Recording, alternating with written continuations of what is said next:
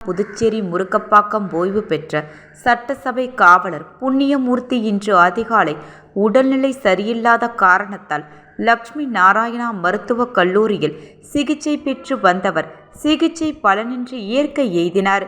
புண்ணியமூர்த்தி தனது இறப்புக்கு முன்பே தனது குடும்பத்தினரிடம் இறப்புக்கு பின் தனது உடல்களை தானமாக வழங்க வேண்டுமென்று கூறியுள்ளார்.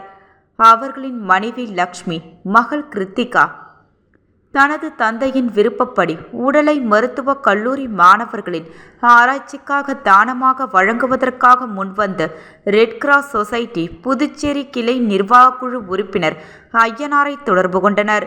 அவரின் வழிகாட்டுதல் படி புண்ணியகோடி குடும்பத்தினர் ஒப்புதலுடன் அவரின் கண்கள் அரவிந்த் கண் மருத்துவமனை கண் வங்கிக்கு கண்களை 4 நபர்களுக்கு பார்வை கிடைக்க தானமாக வழங்கப்பட்டது.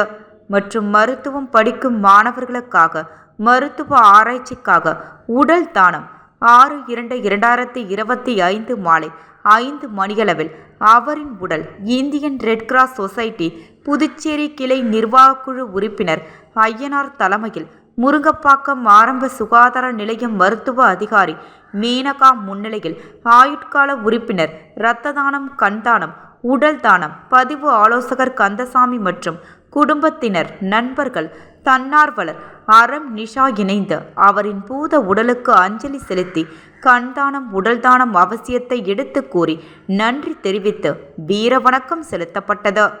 பின்பு கதிர்காமம் உள்ள இந்திரா காந்தி அரசு மருத்துவக் கல்லூரிக்கு அன்னாரின் குடும்பத்தினரின் விருப்பப்படி உடல் தானமாக வழங்கப்படுகிறது. இறந்தவுடன் சரியான நேரத்தில் தகவலை கூறிய அவரின் மகள் கிருத்திகா அவர்களுக்கு Indian red cross society Puducherry கிளையின் சார்பாக நன்றி தெரிவித்துக் கொள்கிறோம்.